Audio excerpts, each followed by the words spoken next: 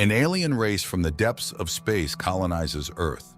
Millions of people from around the world are sent to work in mines on other planets.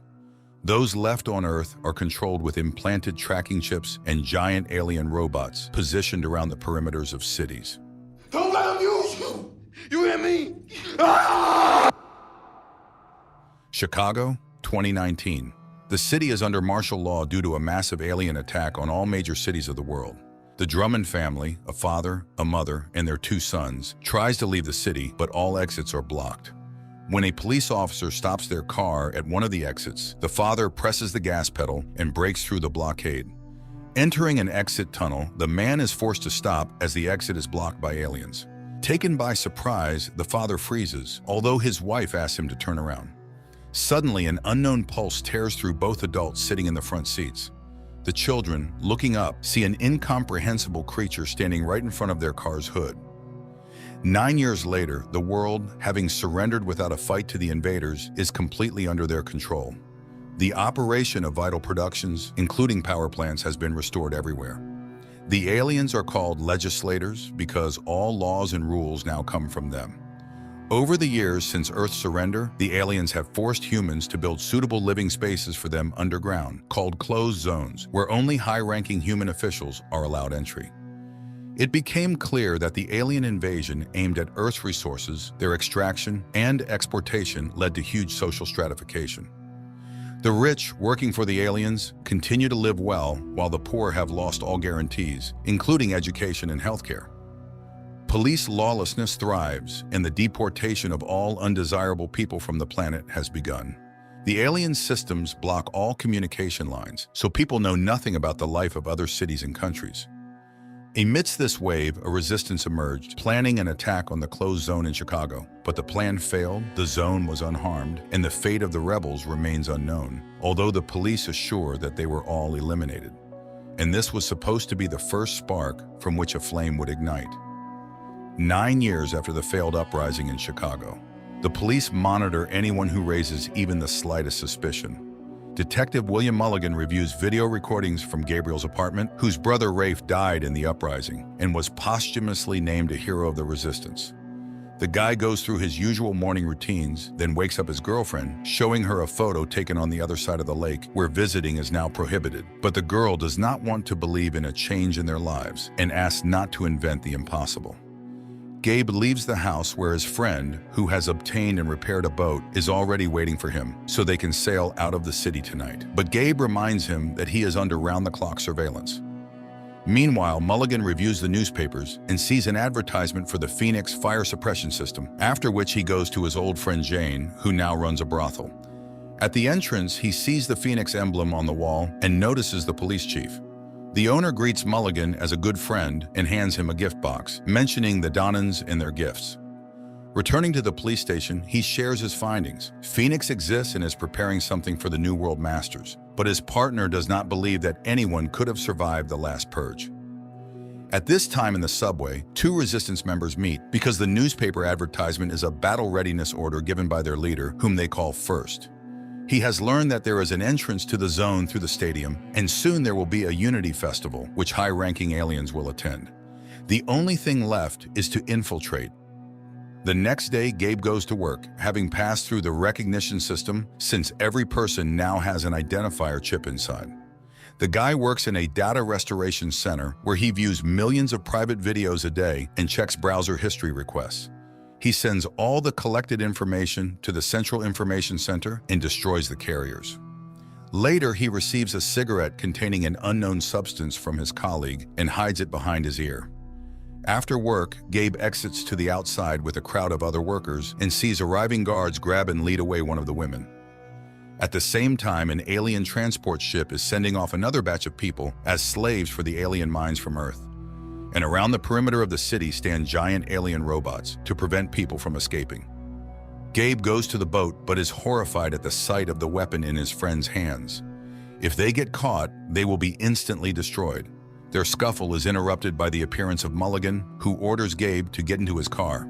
He reminds the boy that he was his father's partner and now asks not to repeat his brother's mistakes and make the right choice. Gabriel has no information about Phoenix, and he does not intend to snitch, so the conversation goes nowhere. Gabriel goes to the person he is supposed to sell the acquired cigarette to, but the potential client pushes the boy into his van and, putting on them special collars that jam the tracking chip signal, drives him to the center of a destroyed district, where in one of the surviving buildings, Gabe meets his living brother. After a joyful reunion, Rafe tells him that he is the only survivor from his group. Unknown to him, Craftsman removed his chip, and now he has joined a new group. He takes the cigarette and, giving his brother a large sum of money, orders him to leave the area because Phoenix plans to attack the invaders. The brothers argue about the necessity of the uprising, but Rafe is sure that as long as there is time to fight, they should fight. Gabriel then rushes into his apartment and hurriedly starts packing, convincing his girlfriend to join him. The girl tries to persuade the boy to stay, and seeing the money and learning that Rafe is alive, asks the boy to think carefully, as they could then be recorded as accomplices. The couple argues, unaware that the police are closely listening to their conversation. Gabe leaves alone, but immediately encounters Mulligan, who was following him. Gabriel runs away from Mulligan and hides in the secret passages underground. He puts on the remaining collar, and the aliens' drones do not lose sight of him. Mulligan returns to the station, where he has an entire room dedicated to Phoenix and notes that Rafe might be alive. At this time, Rafe's carrier pigeon reaches the recipient, and the information is passed along the chain to a secret IP center, where upon entering the received numbers, its worker displays Phoenix's target, an official who will gain access to the closed zone that day. The newspapers immediately publish Phoenix's announcement, and the group members receive the call.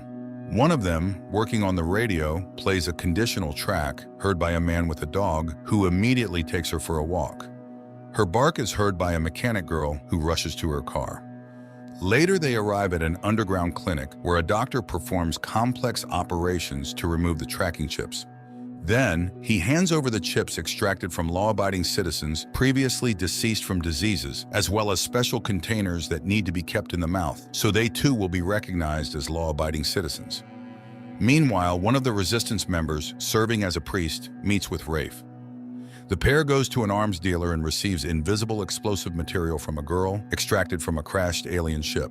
If attached to an organic carrier's skin or hair, scanners will not be able to detect it. Later, the resistance group gathers together. The leader distributes containers with new chips and shows a photo of the person who will go to the aliens. Lastly, he hands out poison capsules to everyone, which will help avoid being captured alive by the enemy. The group freely enters the festival and attaches the invisible alien explosive device to an official. He goes to the arriving aliens and explodes with them. The city is immediately locked down, and the police block the streets to find the attackers.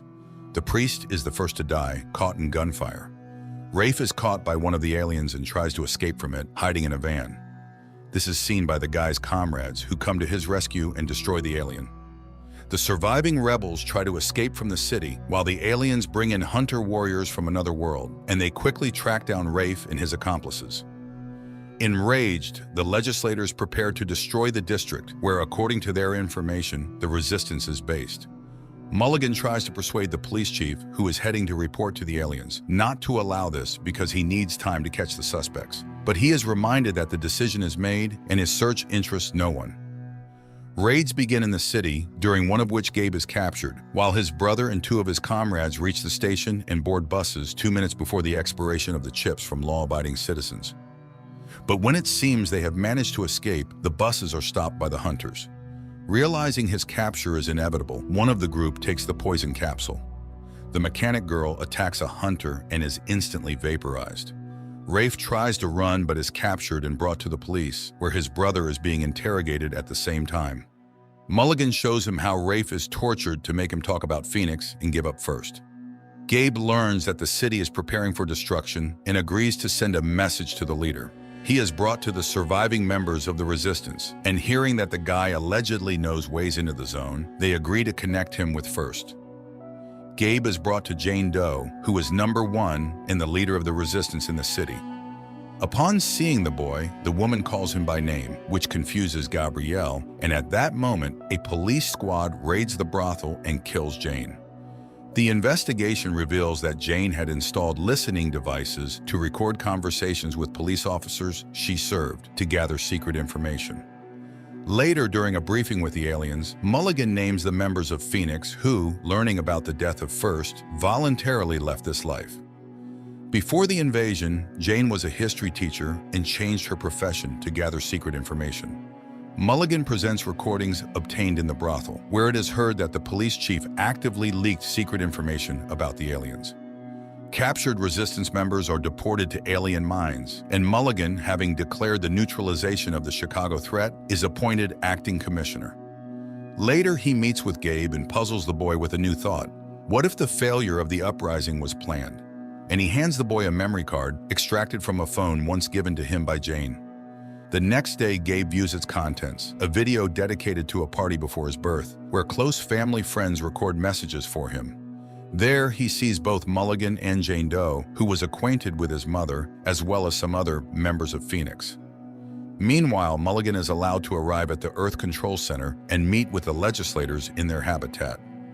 As he heads to the spaceship, the same invisible substance that was part of the explosive used in the stadium attack manifests on him, explaining that Mulligan is also part of the resistance, and the plan was organized so that he could infiltrate the main alien base and set off an explosion.